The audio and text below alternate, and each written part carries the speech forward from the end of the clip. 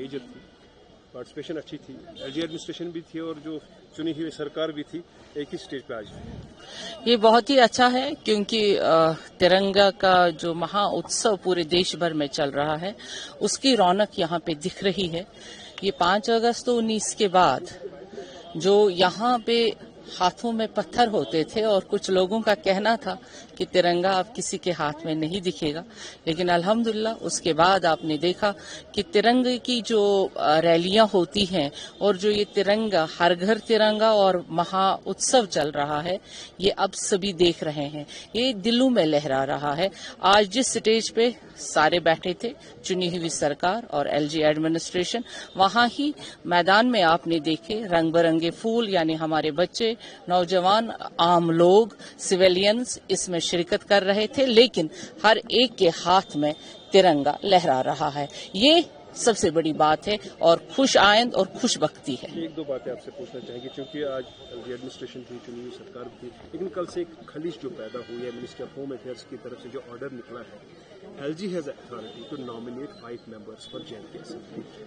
Democracy के तहत या कानून के तहत, आइन के तहत किस हद तक सही है, जहाँ मुल्क में किसी जगह इस तरह की इम्प्लीमेंटेशन ऑफ ऑर्डर्स नहीं हो रही है, यहाँ देखिए ये हर जगह होता है, ये हर जगह होता है। आप देखिए राज्यसभा के मेंबर्स भी जो नॉमिनेशन पे आ जाते हैं वो प्रेसिडेंट साहब चुनता है, और आज से पहले भी जब JNK स्टेट थी तब भी यहाँ पे 2 MLAs चुने जाते थे, महिला MLAs और MLCs होते थे, और वो भी चुने जाते थे। अब चूंकि यूटी है और यूटी में ये नेचुरली गवर्नर साहब के पास ही, LG साहब के पास ही ये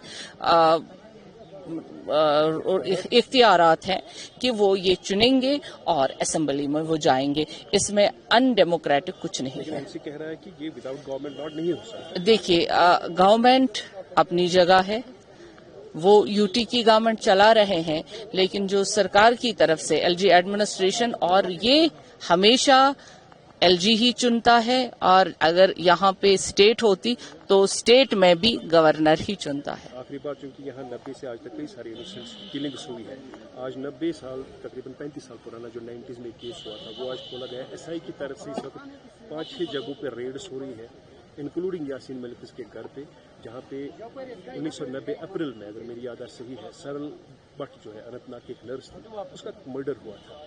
उसके हवाले से आज SI की तरफ से रेड्स हो रही है, इंक्लूडिंग JNK लिबरेशन फ्रंट की। देखिए आप जानते हैं कि जो 35 सालों में जिन घरों के चिराग बुझाए गए थ्रू मिलिटेंसी, उनको LG एडमिनिस्ट्रेशन ने 35 सालों के बाद इंसाफ दिया, और आज इंसाफ की लहर चल रही है, और ये इंसाफ थ्रू एडमिनिस्ट्रेशन चल रहा है।